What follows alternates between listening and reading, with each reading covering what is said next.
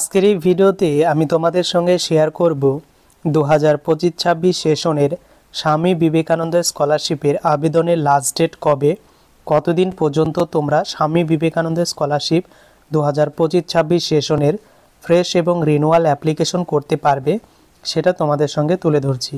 সরাসরি official portal থেকে তুলে ধরব।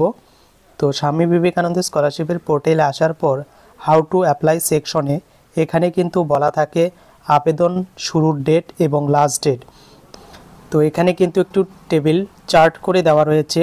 ফ্রেশ অ্যাপ্লিকেশন 2025-এ শুরু হয়েছে 28শে নভেম্বর 2025 এবং রিনিউয়াল অ্যাপ্লিকেশনও শুরু হয়েছে 28/11/2025 অর্থাৎ 28শে নভেম্বর 2025 এবং ফ্রেশ অ্যাপ্লিকেশন K3-র জন্য 28শে নভেম্বর 2025।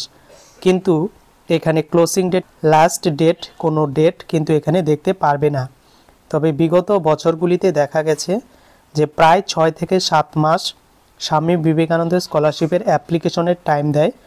2024-25 সেশনের যে শুরু হয়েছিল সেটা জাস্ট অক্টোবর মাসে শেষ হয়েছে, যেটা শুরু হয়েছিল 2024 সালের নভেম্বর মাসে। অর্থাৎ প্রায় তোমরা কিন্তু 8 থেকে 9 মাস টাইম পেয়ে যাবে স্কলারশিপে আবেদনের জন্য।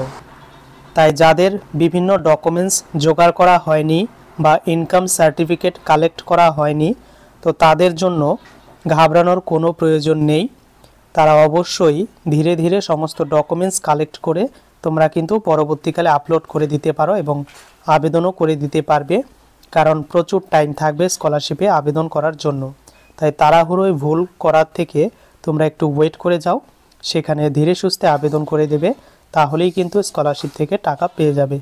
তো এটাই আপডেট ছিল। কেমন লাগলো কমেন্ট করে জানাতে ভুলো না।